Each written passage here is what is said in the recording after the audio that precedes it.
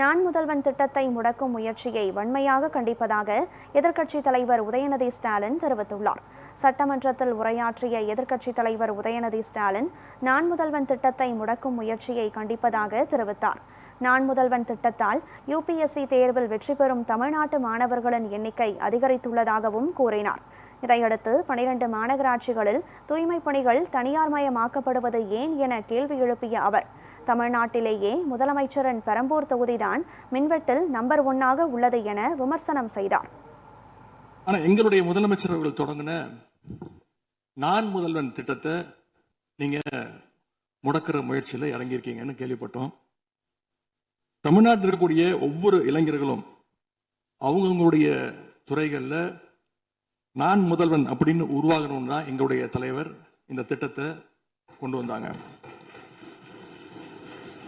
இந்த நான் முதல்வன் திட்டத்தில் மட்டும் பார்த்தீங்கன்னா கடந்த 4 வருடங்கள்ல 41 லட்சம் மாணவர்கள் இதில் டைரக்டா பெனிஃபிட் அடைஞ்சிருக்கிறாங்க.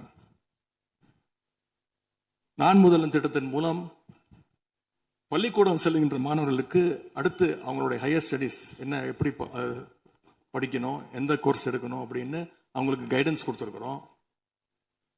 அதே மாதிரி உயர்கல்வி படிக்கின்ற மாணவர்களுக்கு எங்க போய் வேலைக்கு சேரணும், அவங்களுடைய எம்ப்ளாய்மெண்ட் ஸ்டெபிலிட்டியை நாங்கள் ஸ்ட்ரென்த் பண்ணியிருக்கோம்.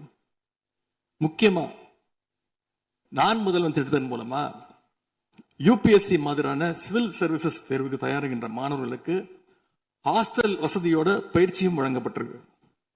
பிரிலிம்ஸ் தேர்வாளர்களுக்கு மாசம் 7,500 ரூபாய், மெயின்ஸ் தேர்வாகிறவங்களுக்கு மாசம் 25,000 ரூபாய் கல்வி ஊக்கத்தொகையை இந்த நான் முதல்வன் திட்டத்தின் மூலம் எங்களுடைய அரசு கொடுத்துச்சு.